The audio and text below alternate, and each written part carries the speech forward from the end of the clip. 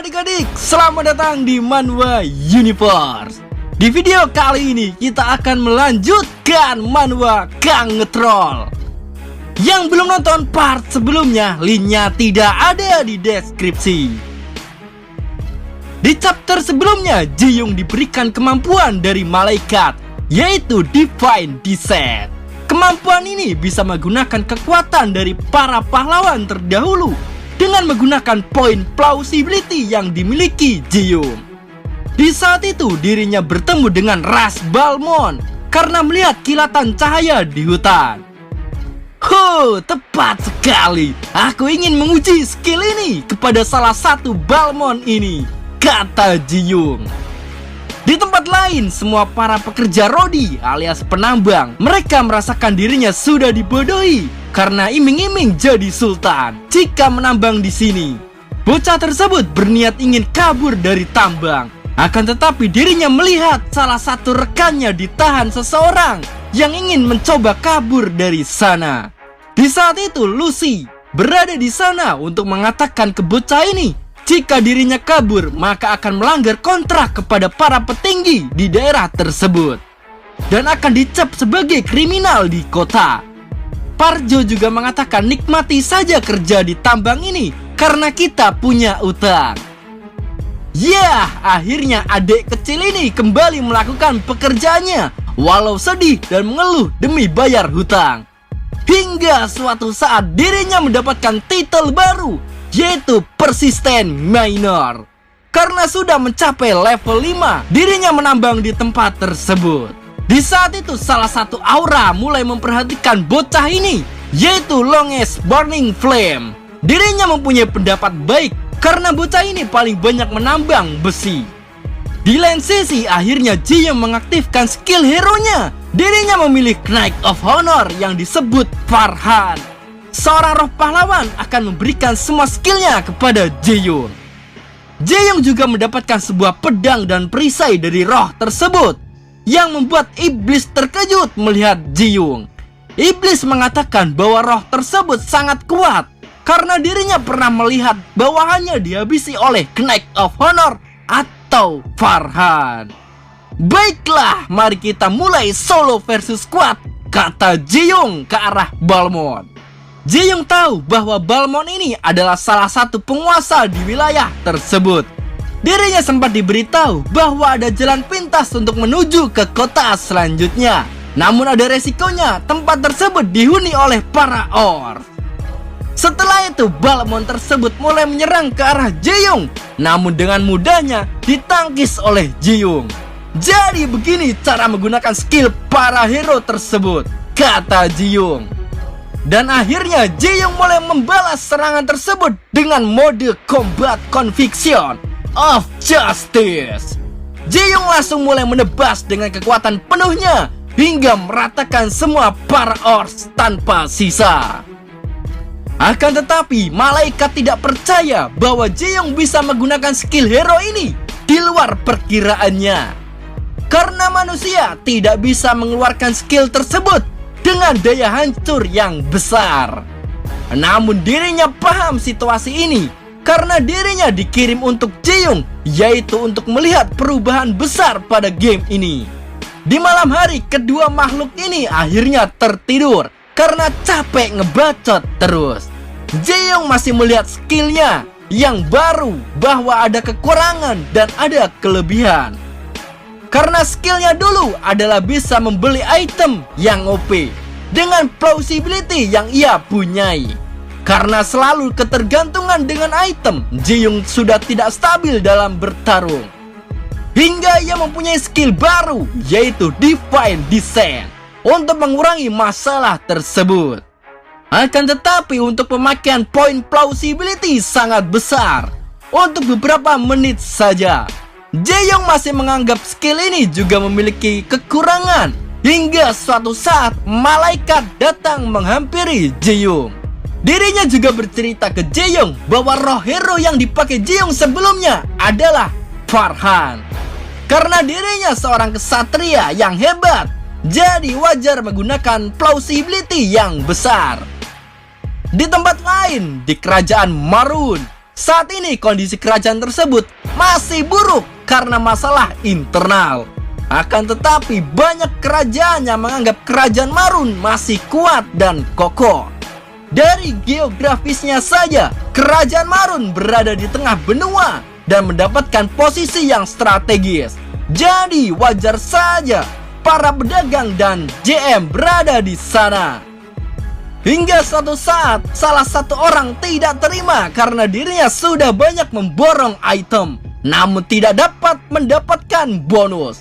Hingga suatu saat, Mercenary Master datang menghampirinya yang bernama John Smith. Dirinya mengatakan bahwa saat ini para petinggi Mercenary sedang melakukan dinas. Di tempat lain, Duke Burhan, kita sebut Burhan. Dirinya mengatakan akan terjadi perang antara kerajaan Marun dan kerajaan Parkel kepada Choi. Choi adalah seorang Mercenary Master Asosiasi Great Merchant GM. Panjang bener dah. Memang saat ini Burhan berencana melakukan kudeta di kerajaan Marun dengan pasukannya.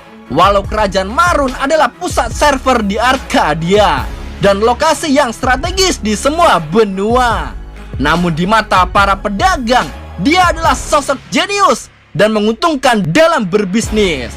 Namun Choi tidak menyangka bahwa Burhan akan datang menemui dirinya di kota. Choi juga seorang putra bungsu dari perusahaan GM Group. Dirinya selalu disalahkan oleh orang tuanya karena selalu membuat masalah. Hingga suatu hari dirinya membuka bisnis di dunia nyata dan di dalam game Arcadia, sebuah komunitas besar untuk menghasilkan uang di dalam game Arcadia. Dan inilah bisnis lintas virtual bertemu di dalam game Arcadia.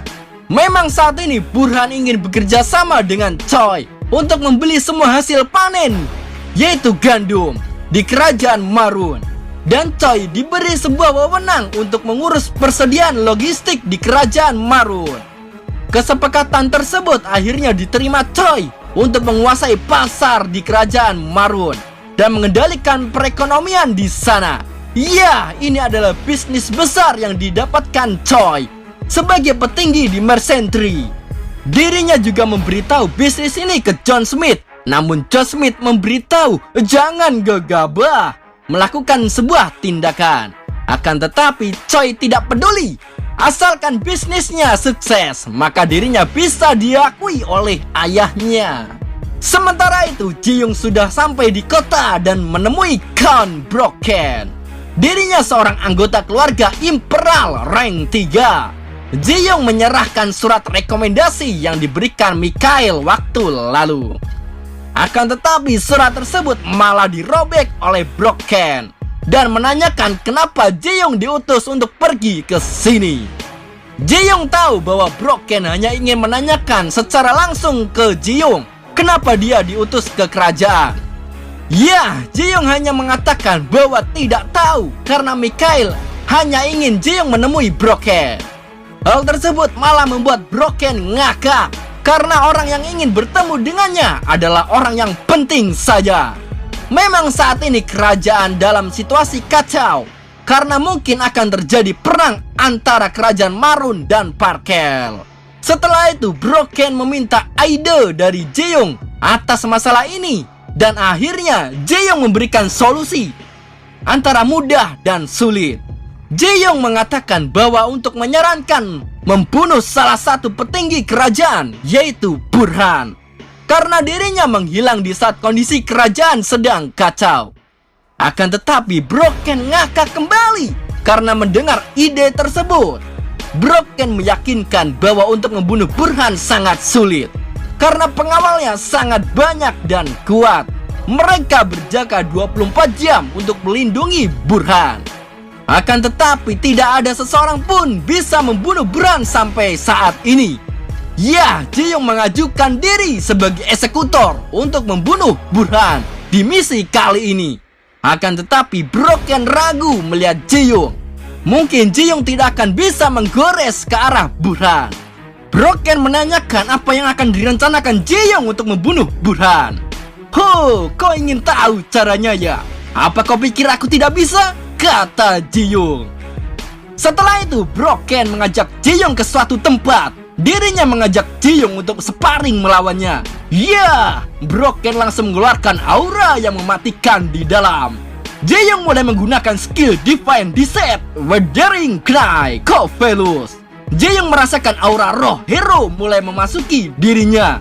Kekuatan yang sangat dahsyat mulai terasa oleh Broken. Dirinya melihat Jaehyung seakan sudah berlatih pedang selama ribuan tahun. Ya, di saat itu Jaehyung membutuhkan waktu 5 menit untuk mengalahkan Broken. Dan akhirnya Jaehyung langsung mulai menyerang ke arah Broken dengan kecepatannya. Broken sangat terkejut merasakan daya serang yang sangat tinggi terhadap Jaehyung. Setelah mundur dari Jaehyung, Broken menggunakan skill sesungguhnya, beraura merah membara dan mulai menyerang ke arah Jaehyung. Namun serangan besar tersebut masih bisa ditahan oleh Jaehyung dengan menggunakan double sword. Memang teknik ini memakan banyak poin plausibility karena berada di level 150. Ya, Jaehyung menggunakan plausibility tambahan untuk mulai menyerang kembali ke arah Broken. Serangannya bertubi-tubi mulai diterima Broken dengan daya hancur yang dahsyat. Hingga suatu saat Broken membuka celah di sisinya. Kena kau, kata Jaehyung. Jaehyung langsung menghunuskan pedangnya ke arah kepala Broken. Dan akhirnya sparring mereka selesai di sini.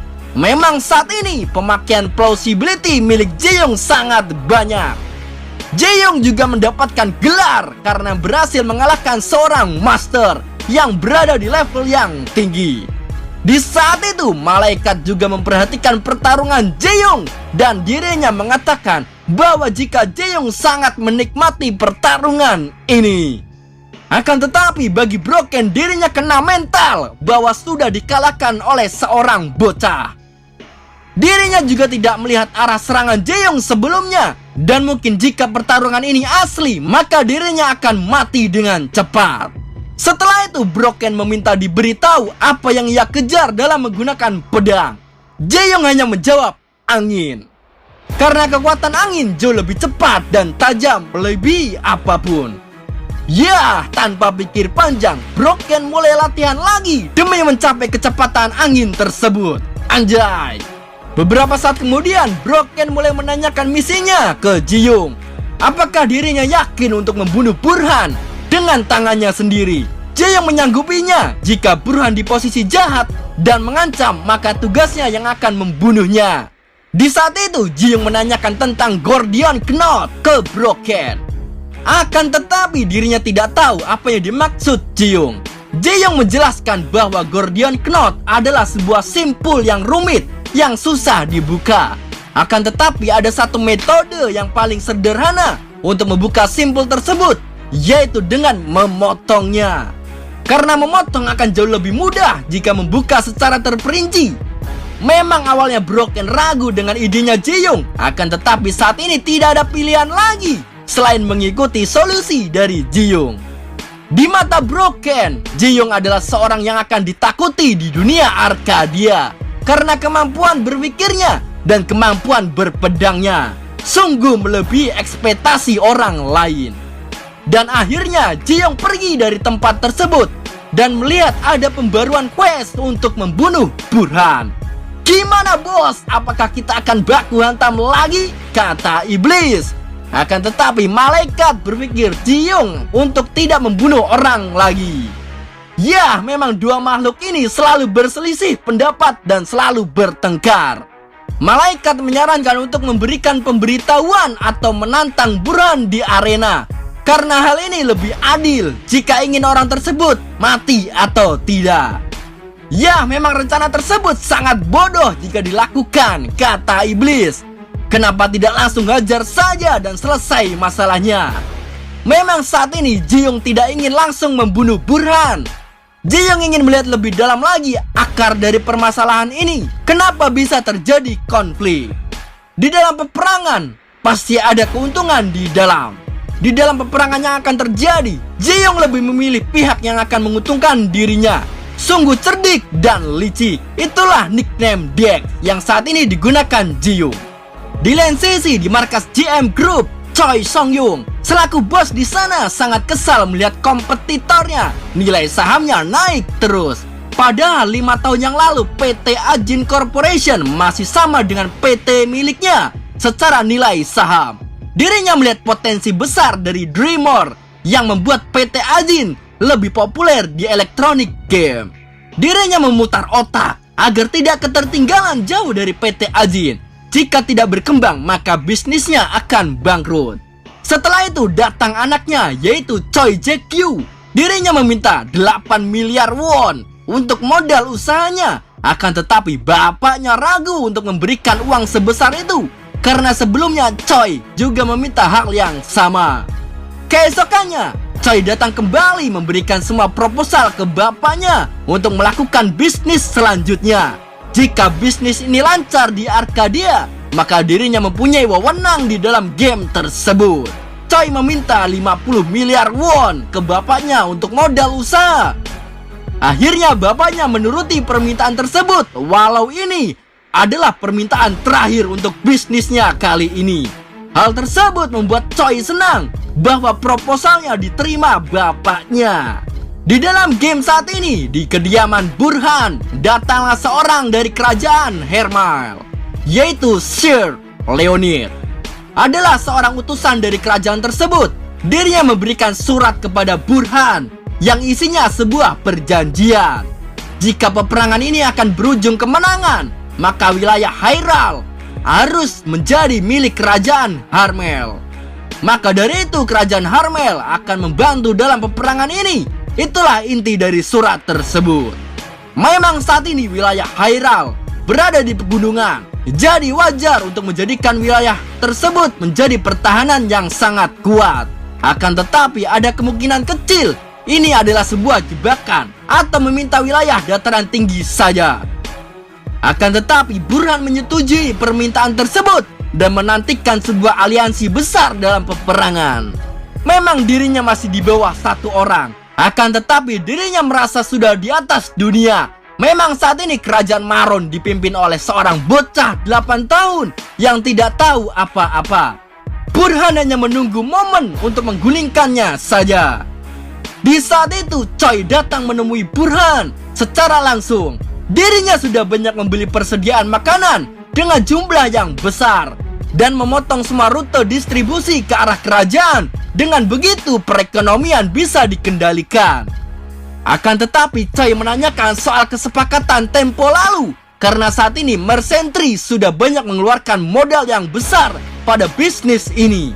Akan tetapi Burhan menggertak Choi seakan dirinya diremehkan karena Choi terlalu terburu-buru dengan kesepakatan sebelumnya.